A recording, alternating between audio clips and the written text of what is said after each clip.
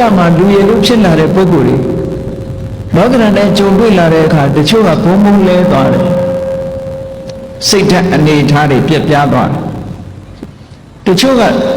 စိတ်ဓာတ်အနေထားမပြက်ပြားပဲနဲ့ရင့်ကျက်မှုတွေပို့ပြီးတော့ရလာတယ်တောင်ကြီးလိုခိုင်မာတယ်တချို့ပုဂ္ဂိုလ်တွေကတစ်ပင်လိုရိမ့်ရိုင်နေတယ်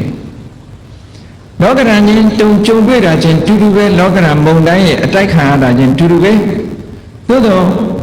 အတွင်းအစ္ဆဒစိတ်ဆွမ်းအားအတိညာဆွမ်းအားနည်းပြီဆိုလို့ရှိရင်ရိမ့်ရိုင်ပြီးတော့နေရတဲ့တစ်ပင်သို့မဟုတ်အမြစ်ပါကျွတ်ထွက်ပြီးတော့လဲသွားတဲ့တစ်ပင်သို့မဟုတ်အကိုင်းတွေပါတွေကျိုးပဲ့သွားတဲ့တစ်ပင်ကိုလောကဓာတ်ကိုမုန်တိုင်းရဲ့ထံကိုခံလိုက်ရတဲ့အခါမှာမလှမပဖြစ်သွားကြရတောင်ကြီးတွေကြတော့ဒဇက်ကမလှုပ်ရှားမှုမပြုဘဲနဲ့မုန်တိုင်းတွေဘလောက်ပြင်းထန်တောင်ကြီးတွေကကြန့်ခိုင်နေကြတယ်အဲ့တော့ဘုန်းကြီးတို့တွေဟာကိုယ့်ရဲ့စိတ်ဓာတ်တွေတောင်ကြီးလိုခိုင်မာအောင်ကျင့်ဖို့လုပ်တယ်လေ့ကျင့်ပြီးတော့ယူရမယ်လို့ဒါပြောတာနော်